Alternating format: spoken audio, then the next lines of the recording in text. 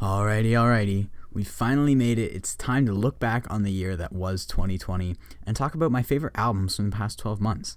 I won't lie, I thought 2020 was a pretty good year for country music, especially in the mainstream, but it's time to get to the nitty-gritty of what really stood out to me this year. I have 5 albums to present to you today.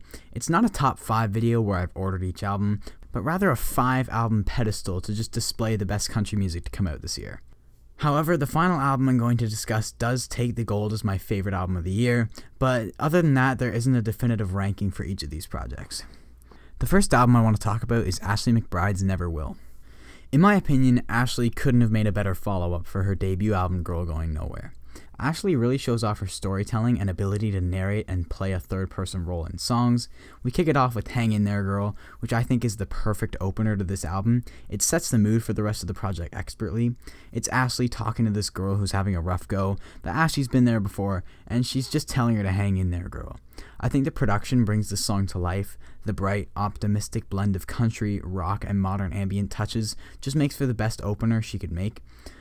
This whole album is filled with great lyrical delivery. I love when Ashley plays this badass role in songs like Shut Up Sheila or Martha Divine, but she's such a versatile singer and shows you this on tracks like One Night Standards, where you can just feel the hollow pain inside of her as she tells this guy to use her like she's using him.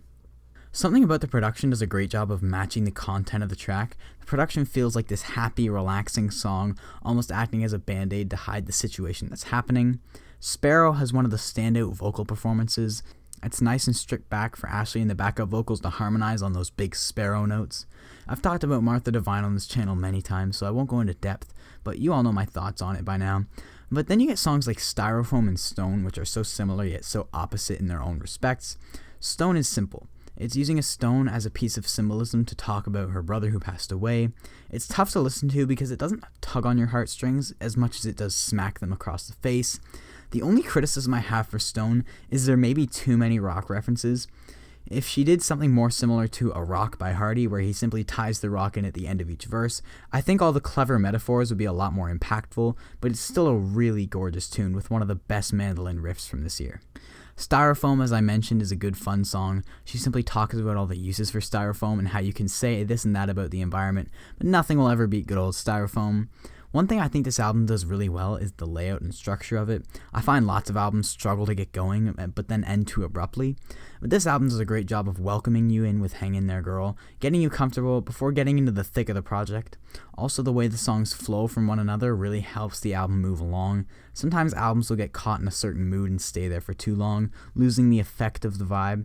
But Never Will does a great job of having a steady, varietal flow without feeling too up and down at any point. Never Will is fun, serious, evil, cunning, naughty, yet sweet and wholesome at all times. Incredible album.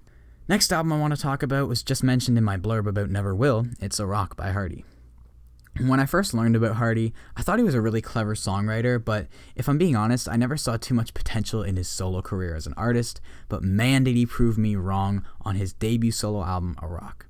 It came as a surprise to everyone because it's so different and out there. There's no true comparison to the sound of a rock. It's rock, but it's country while cleverly incorporating pop, but I would never come close to considering this pop country. Lyrically, it's bro country, but better. A Rock is what bro country could have been while tacking on better and more innovative production. This album is a true back-to-front banger. I don't know if I'm speaking for anyone else, but at least for me, I was longing for some new, fun, loud country music that was still good music and not just skin-tight Gene Campfire garbage. So A Rock came as a real breath of fresh air for me.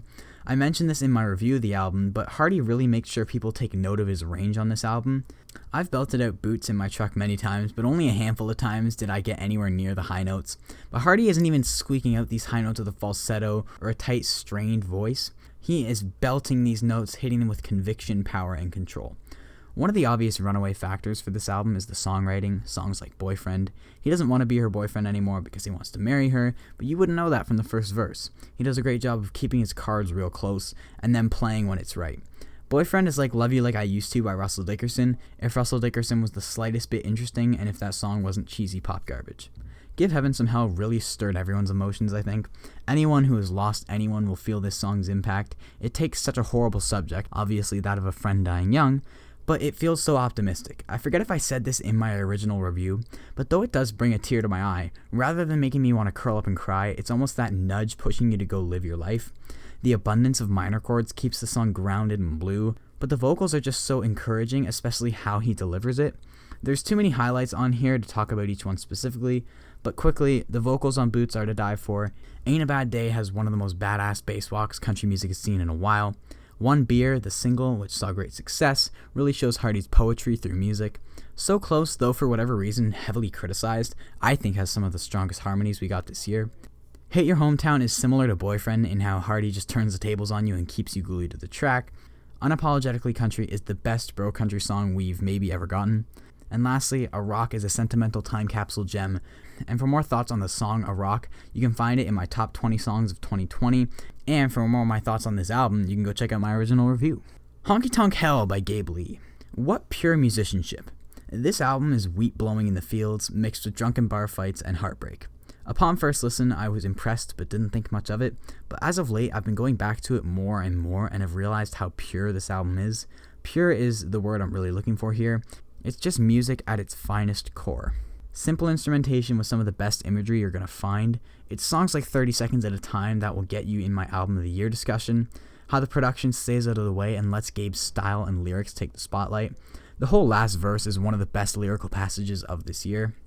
Bumped into Jesus at a diner where he was blessing a bowl of mac and cheese. Now there's a man who spends his whole life fighting evil. Best fill that boy up on all the carbs he can eat. He says the King's buffet upstairs is overcrowded and the TV's always stuck on CNN. He says he just wants to catch the score before the work comes in. Fast food commercials flicker by 30 seconds at a time. In my opinion, this album is strongest when it's softest. Not to say the fast-paced honky-tonk snarling moments aren't equally important, because without them, the slow ballads wouldn't stand out like they do, but you hear songs like Emmylou, which is a Billy Joel-esque piano ballad, and the strength in which Gabe delivers his lines is contagious. The organs and gospel vibes emit such a grand feel. He is pitch perfect on those high notes, and I can't get enough of how they recorded the piano. It sounds like Gabe has just silenced a sold-out crowd in the middle of an empty, dark Madison Square Garden. I can only hope Gabe Lee can sell out MSG one day, but for now, we'll just enjoy his mastery through the wires of our earbuds. I've talked about songs like Imogene before, so I'm sort of making room for other tracks to get their time to shine, but Imogene would be my favorite, with Emmylou being a close second. I just think Honky Tonk Hell is one of those albums that would be so calming through a record player outside in the summer. As I said, only recently have I discovered the true beauty of this album, but I'm so happy I went back to it. So if you haven't heard it, or you have but not recently, go back to it. Give it a chance or a second chance when you aren't busy, and you'll realize the buried treasure that this album is. Second and last, I have Starting Over by Chris Stapleton. Country music royalty blessed us this year, and he came in on a gold chariot. This album is Chris exploring every extreme of each avenue he's ever gone down. He really pushes every track on this record. The sweet moments are just sweeter, and the heavy moments are just heavier than anything else Chris has put out. I wouldn't hesitate to dub Starting Over as Chris's best album so far.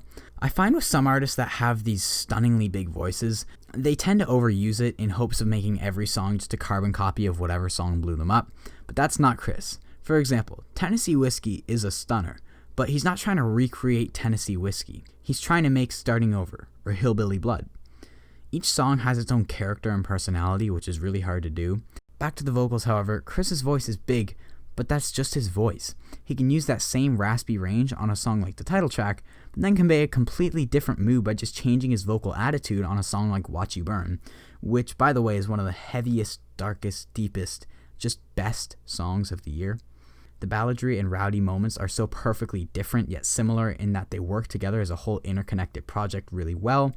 I love how Chris opens and ends acoustically. It feels like bookends. You listen to Starting Over straight through, unshuffled and uninterrupted, and at the end there's just this satisfying feeling of completion.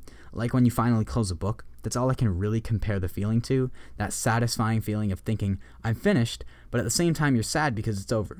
But that's the key of Starting Over. It was highly anticipated, it came, it went, and will forever be a piece of Chris's career that we can look back on and admire. Now at last, we've made it to the final album of the video. When I decided to do an unranked video, I still couldn't not single out this project as the best album of the year. Some of you know what it is, some of you think you know what it is, and you'll be confused, but I'll explain in a video I'm working on as I make this one. You can say what you want about genre, but my favorite and what I believe to be the best album from 2020 is Sunday Drive by Brett Eldredge.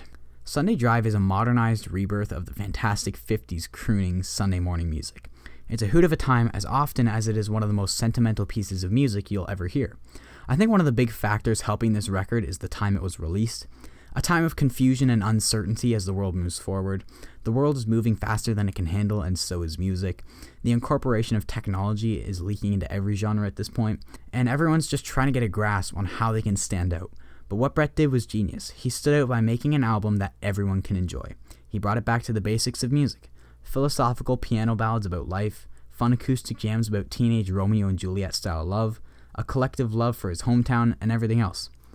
While everyone and everything is scrambling to carve out its own little niche in this world, Brett put out a solid, undeniable piece of music gold that stands out because it's so authentic.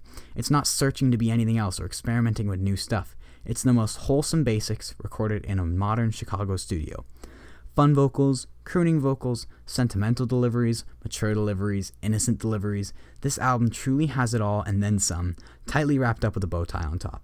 I mean, songs like Paris, Illinois are just correct. The horn outro is such a perfect way to send you off after listening to this album. I've played it through almost every season of the year, and it fits into every single one. A blazing hot summer day or a freezing cold, snowed-in hot chocolate style day, it fits. Some of my favorite vocal performances honestly ever have come from this here record. When I Die, Fix a Heart, and even Paris, Illinois. Though not an overload of a performance, it fits with the track so well. You can feel the craftsmanship put into each and every one of these tracks, and it's just separated itself as a timeless, perfect album that we are blessed to be able to enjoy. I just get excited talking about it. So yeah, those are my 5 favorite albums from 2020. I hope you enjoyed. I hope some of your favorites made it to the list. If not, let me know in the comments what yours were. Remember, it's just my opinion. It's not any better than yours, which is why I encourage you to discuss your opinions in the comments below. I love reading and responding to as many as I can. Be sure to like the video if you enjoyed. Subscribe if you're new. I'm going to try and get back into the rhythm of uploading more regularly in the new year. That's one of my resolutions. And yeah, other than that, I think I've said everything I needed to say. So yeah, have a great day.